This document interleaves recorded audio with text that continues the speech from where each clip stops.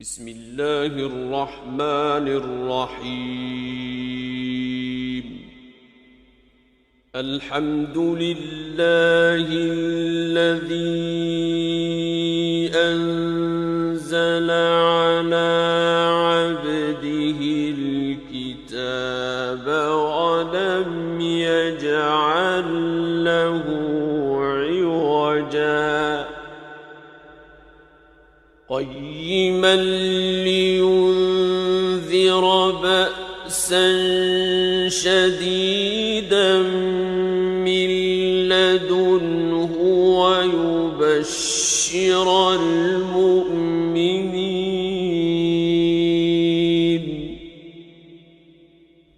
ويبشر المؤمنين الذين يعملون الصالحات أن لهم أجرا حسنا ماكثين فيه أبدا وينذر الذين قالوا اتخذ الله ولدا ما لهم به من علم ولا لآبائهم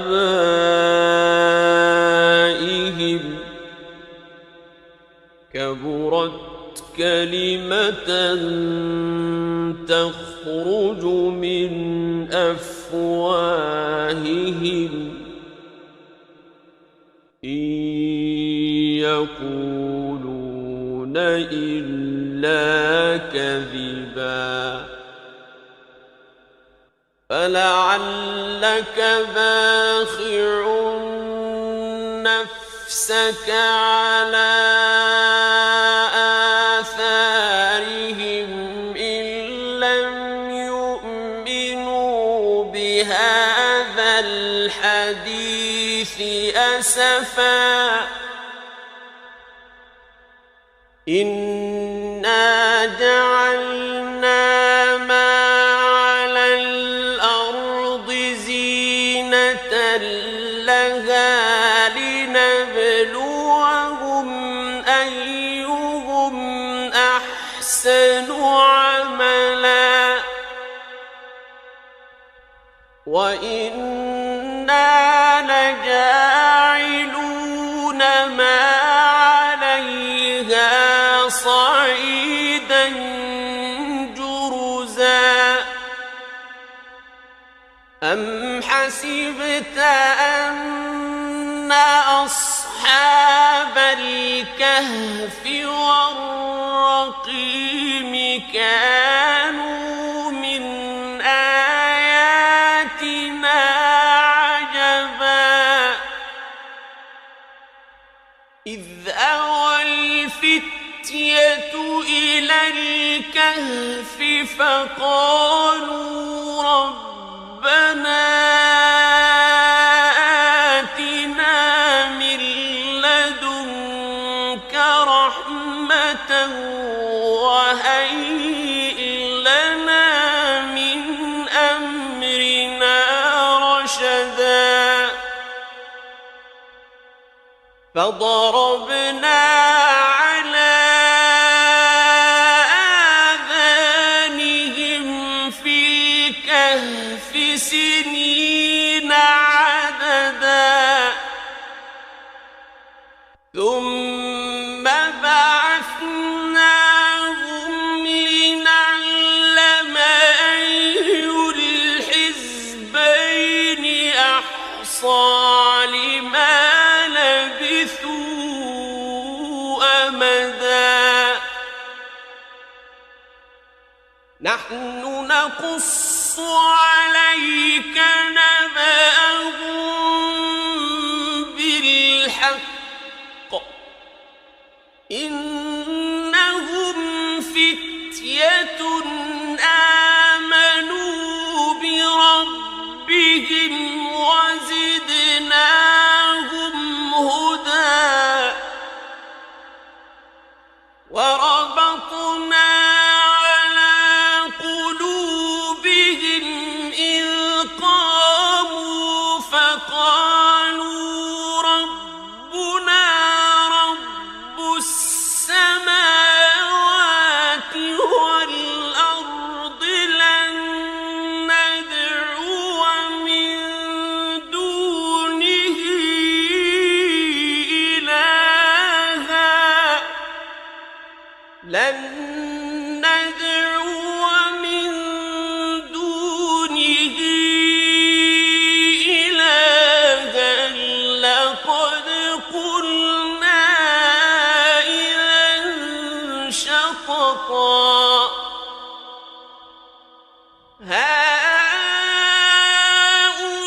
هؤلاء قوم اتخذوا من دونه آلهة لولا يأتون عليهم بسلطان بين فمن أظلم ممن افترى على الله كذبا وإذ اعتزلتموهم وما يعبدون إلا الله فأووا إلى الكهف ينشر لكم ربكم من رحمته فأووا إلى الكهف ينشر لكم ربكم من رحمته ويهيئ لكم من أمركم مرفقا وترى الشمس إذا طلعت تزاور عن كهفهم ذات اليمين وإذا غربت تقرضهم ذات الشمال وهم في فجوة منه ذلك من آيات الله من يهد الله فهو المهتد ومن يضلل فلن تجد له وليا مرشدا وتحسبهم أيقاظا وهم رقود ونقلبهم ذات اليمين وذات الشمال وكلبهم باسط ذراعيه بالوصيد لو اطلعت عليهم لوليت منهم فرارا ولملئت منهم رعبا وكذلك بعثناهم ليتساءلوا بينهم قال قائل منهم كم لبثتم قالوا لبثنا يوما أو بعض يوم قالوا ربكم أعلم بما لبثتم فابعثوا أحدكم بورقكم هذه إلى المدينة فلينظر أيها أزكى طعاما فلينظر أيها أزكى طعاما فليأتكم برزق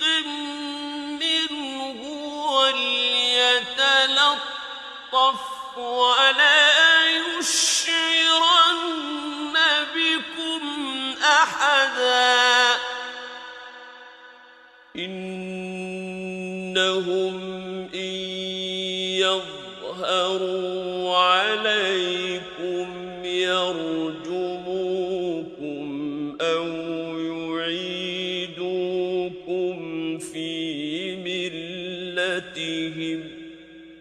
يرجموكم أو يعيدوكم في ملتهم ولن تفلحوا إذا أبدا وكذلك أعثرنا عليهم ليعلموا أن وعد الله حق وأن الساعة لا ريب فيها إذ يتنازعون بينهم أمرهم فقالوا ابنوا عليهم بنيانا ربهم أعلم بهم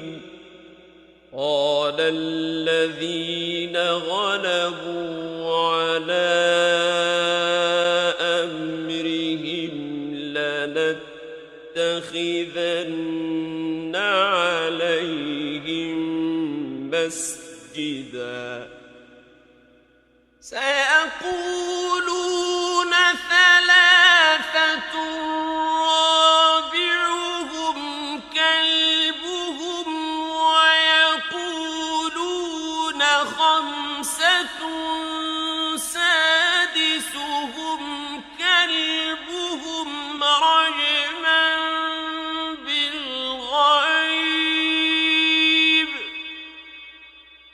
رجما بالغيب ويقولون سبعة وثامنهم كلبهم قل ربي أعلم بعدتهم ما يعلمهم إلا قليل فلا تمار فيهم إلا مراء ظاهرا ولا تستفت فيهم منهم أحدا ولا تقولن لشيء إني فاعل ذلك غدا إلا أن يشاء الله واذكر ربك إذا نسيت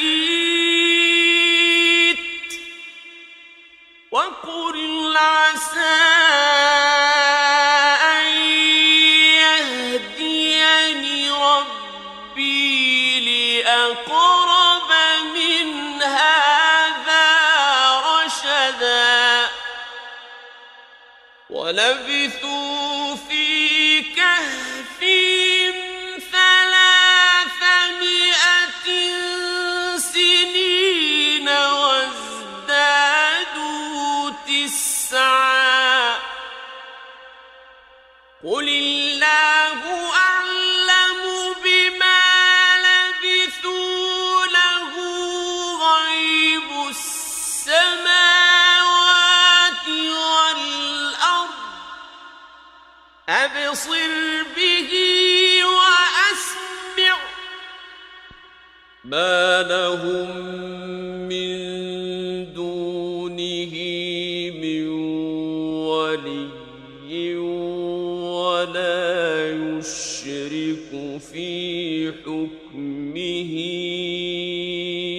أحدا واتل ما أوحي إليك من كتاب ربك لا مبدل لكلماته ولن تجد من دونه ملتحدا واصبر نفسك مع الذين يدعون ربهم بالغداة والعشي يريدون وجهه ولا تعد عيناك عنهم تريد زينة الحياة الدنيا ولا تطع من أغفلنا قلبه عن ذكرنا واتبع هواه وكان أمره فرطا وقل الحق من ربكم فمن شاء فليؤمن ومن شاء فليكفر إنا أعتدنا للظالمين نارا أحاط بهم سرادقها وإن يستغيثوا يغاثوا بماء كالمهل يشوي الوجوه بئس الشراب وساءت مرتفقا إن الذين آمنوا وعملوا الصالحات إنا لا نضيع أجر من أحسن عملا أولئك لهم جنات عدن تجري من تحتهم الأنهار يحلون فيها من أساور من ذهب يحلون فيها من أساور من ذهب ويلبسون ثيابا خضرا من سندس واستبرق ويلبسون ثيابا خضرا من سندس واستبرق متكئين فيها على الأرائك نعم الثواب وحسنت مرتفقا واضرب لهم مثلا رجلين جعلنا لأحدهما جنتين من أعناب وحففناهما بنخل وجعلنا بينهما زرعا كلتا الجنتين آتت أكلها ولم تظلم منه شيئا وفجرنا خلالهما نهرا وكان له ثمر فقال لصاحبه وهو يحاوره أنا أكثر منك مالا وأعز نفرا ودخل جنته وهو ظالم لنفسه قال ما أظن أن تبيد هذه أبدا وما أظن الساعة قائمة ولئن رددت إلى ربي لأجدن خيرا منها منقلبا قال له صاحبه وهو يحاوره أكفرت بالذي خلقك من تراب ثم من نطفة ثم سواك رجلا لكن هو الله ربي ولا أشرك بربي أحدا ولولا إذ دخلت جنتك قلت ما شاء الله لا قوة إلا بالله إن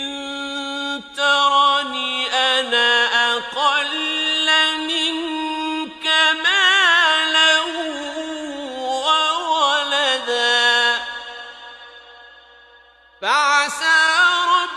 ربي أن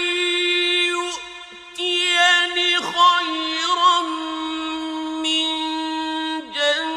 جنتك ويرسل عليها حسبانا من السماء فتصبح صعيدا زلقا أو يصبح ماؤها غورا فلن تستطيع له طلبا وأحيط بثمره فأصبح يقلب كفيه على ما أنفق فيها وهي خاوية على عروشها فأصبح يقلب كفيه على ما أنفق فيها وهي خاوية على عروشها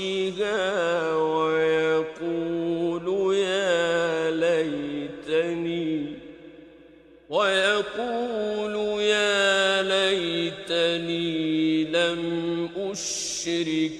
بربي بربي أحدا ولم تكن له فئة ينصرونه من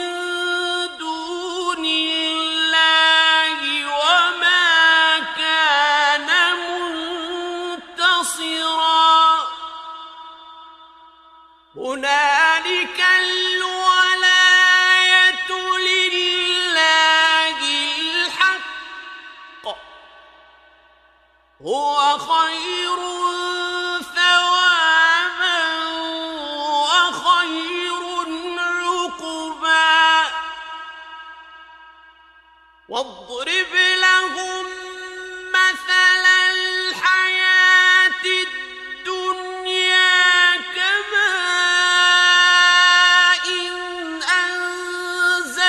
أنزلناه من السماء فاختلط به نبات الأرض فأصبح هشيما تذروه الرياح وكان الله على كل شيء مقتدرا المال والبنون زينة الحياة الدنيا والباقيات الصالحات خير عند ربك والباقيات الصالحات خير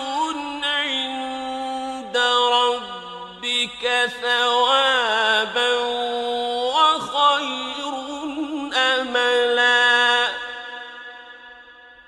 ويوم نسير الجبال وترى الأرض بارزة وحشرناهم فلم نغادر منهم أحدا وعرضوا على ربك صفا لقد جئتمونا كما خلقناكم أول مرة بل زعمتم أن لن نجعل لكم موعدا ووضع الكتاب فترى المجرمين مشفقين مما فيه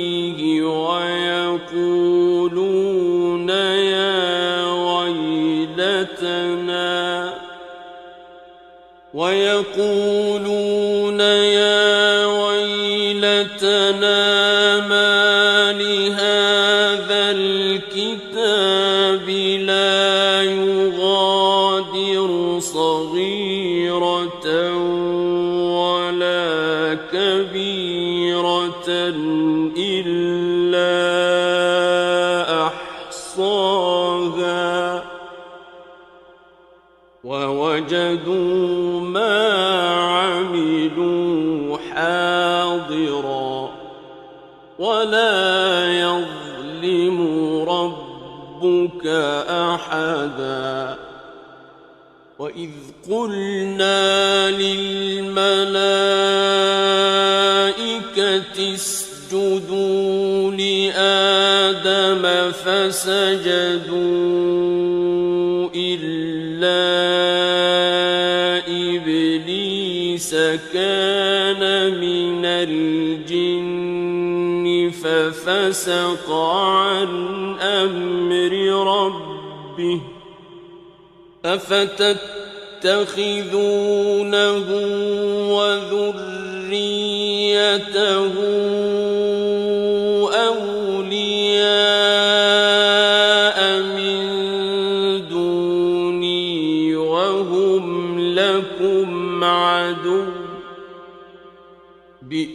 بئس للظالمين بدلا ما أشهدتهم خلق السماوات والأرض ولا خلق أنفسهم وما كنت متخذ المضلين عضدا ويوم يقول نادوا شركائي الذين زعمتم فدعوهم فلم يستجيبوا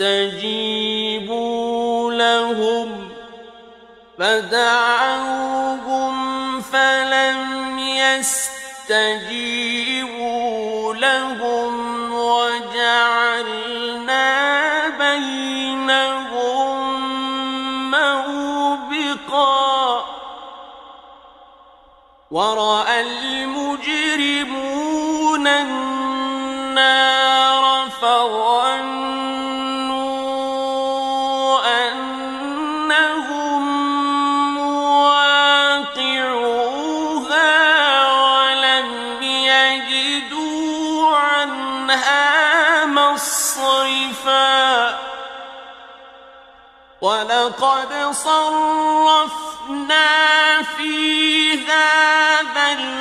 القرآن للناس من كل مثل وكان الإنسان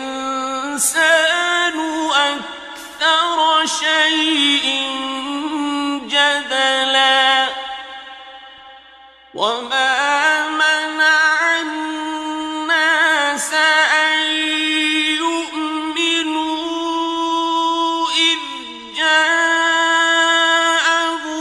الهدى ويستغفروا ربهم إلا أن تأتيهم سنة الأولين إلا أن تأتيهم سنة الأولين أو يأتيهم العذاب قبلا وما نرسل المرسلين إلا مبشرين ومنذرين ويجادل الذين كفروا بالباطل ليدحضوا به الحق واتخذوا آياتي وما أنذروا هزوا ومن أظلم ممن ذكر بآيات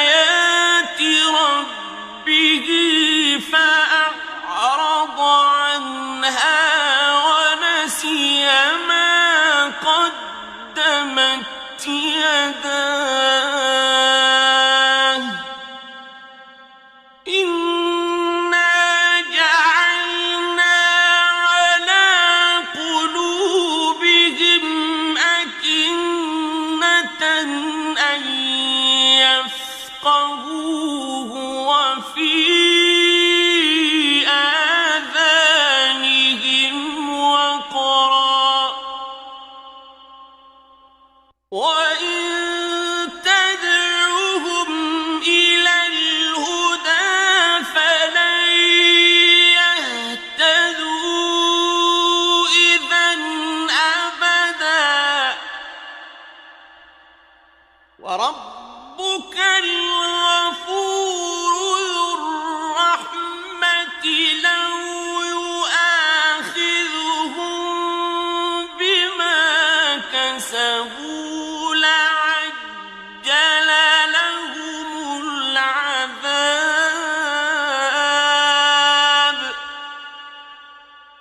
بل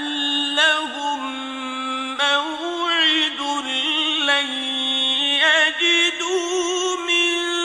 دونه موئلا وتلك القرى أهلكناهم لما ظلموا وجعلنا لمهلكهم موعدا وإذ قال موسى لفتاه لا أبرح حتى أبلغ مجمع البحرين أو أمضي حقبا فلما بلغا مجمع بينهما نسيا حوتهما فاتخذ سبيله في البحر سربا فلما جاوزا قال لفتاه آتنا غداءنا لقد لقينا من سفرنا هذا نصبا قال أرأيت إذ أوينا إلى الصخرة فإني نسيت الحوت وما أنسانيه إلا الشيطان أن أذكره واتخذ سبيله في البحر عجبا قال ذلك ما كنا نبغ فارتدا على آثارهما قصصا فوجدا عبدا من عبادنا آتيناه رحمة من عندنا وعلمناه من لدنا علما قال له موسى هل أتبعك على أن تعلمني مما علمت رشدا قال إنك لن تستطيع معي صبرا وكيف تصبر على ما لم تحط به خبرا قال ستجدني إن شاء الله صابرا ولا أعصي لك أمرا قال فإن اتبعتني فلا تسألني عن شيء حتى أحدث لك منه ذكرا فانطلقا حتى إذا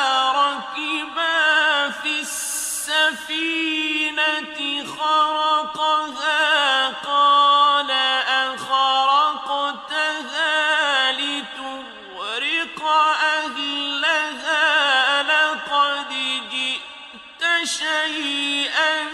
إمرا قال ألم أقل إنك لن تستطيع معي صبرا قال لا تؤاخذني بما نسيت ولا ترهقني من أمري عسرا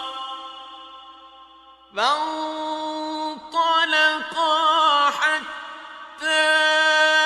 إذا لقيا غلاما فقتله قال أقتلت نفسا زكية بغير نفس لقد جئت شيئا نكرا قال ألم أقل لك إنك لن تستطيع معي صبرا قال إن سألتك عن شيء بعدها فلا تصاحبني قد بلغت من لدني عذرا فانطلقا حتى إذا أتيا أهل قرية استطعما أهلها فأبوا أن يضيفوهما فوجدا فيها جدارا يريد أن ينقض فأقامه قال لو شئت لاتخذت عليه أجرا قال هذا فراق بيني وبينك سأنبئك بتأويل ما لم تستطع عليه صبرا أما السفينة فكانت لمساكين يعملون في البحر فأردت أن أعيبها وكان وراءهم ملك يأخذ كل سفينة غصبا وأما الغلام فكان أبواه مؤمنين فخشينا أن يرهقهما طغيانا وكفرا فأردنا أن يبدلهما ربهما خيرا منه زكاة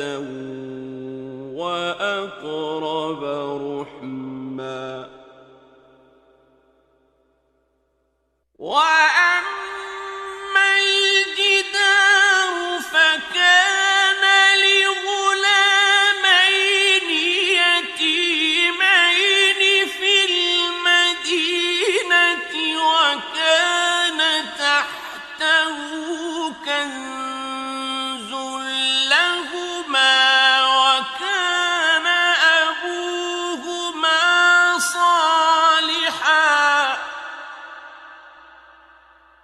وكان أبوهما صالحا فأراد ربك أن يبلغا أشدهما ويستخرجا كنزهما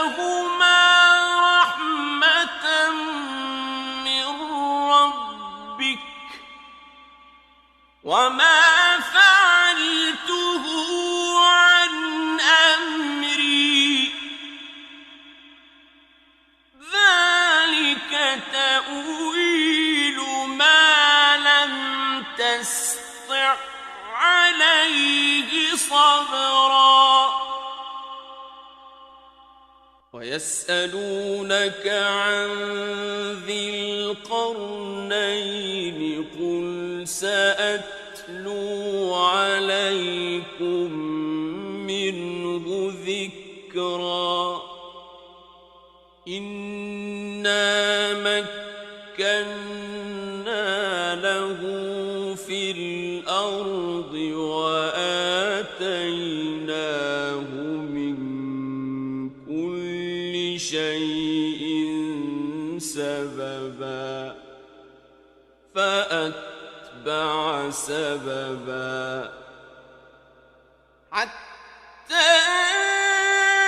إذا بلغ مغرب الشمس وجدها تغرب في عين حمئة ووجد عندها قوما قلنا يا ذا القرنين إما أن تعذب وإما أن تتخذ فيهم حسنا قال أما من ظلم فسوف نعذبه ثم يرد إلى ربه فيعذبه عذابا نكرا وأما من آمن وعمل صالحا فله جزاء الحسنى وسنقول له من أمرنا يسرا ثم أتبع سببا حتى إذا بلغ مطلع الشمس وجدها تطلع على قوم لم نجعل لهم من دونها سترا كذلك وقد أحطنا بما لديه خبرا ثم أتبع سببا حتى إذا بلغ بين السدين وجد من دونهما قوما لا يكادون يفقهون قولا قالوا يا ذا القرنين إن يأجوج ومأجوج مفسدون في الأرض فهل نجعل لك خرجا على أن تجعل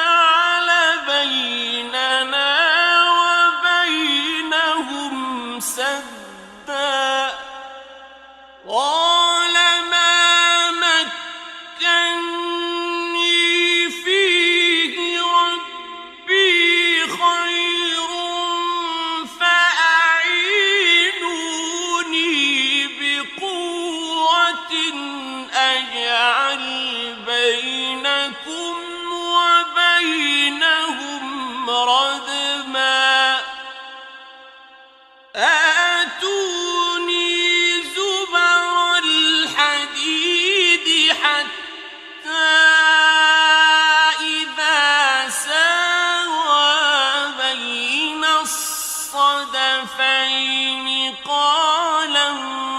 انفخوا حتى إذا ساوى بين الصدفين قال انفخوا حتى إذا جعله نارا قال آتوني أفرغ عليه قطرا فما استطاعوا أن يظهروه وما استطاعوا له نقبا قال هذا رحمة من ربي فإذا جاء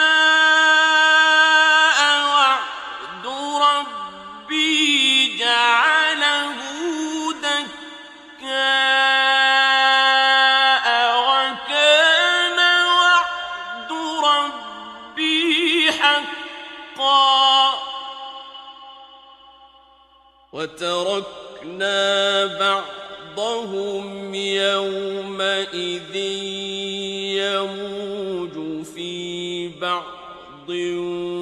ونفخ في الصور فجمعناهم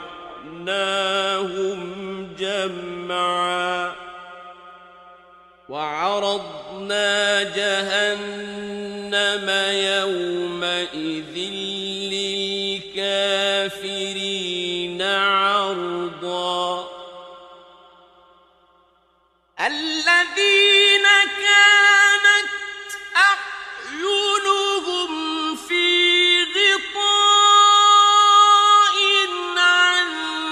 ذكري وكانوا لا يستطيعون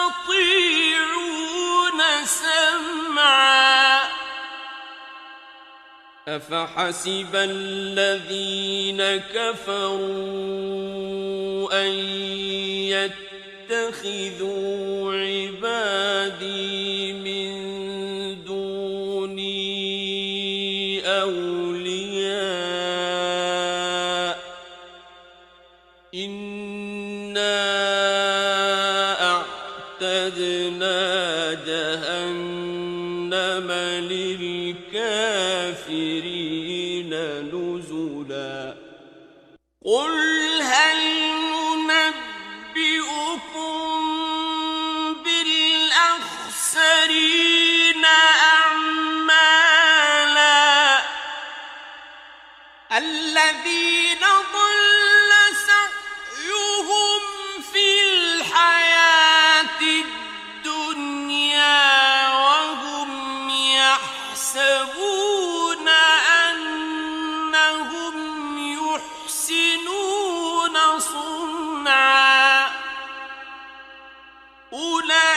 أولئك الذين كفروا بآيات ربهم ولقائه فحبطت أعمالهم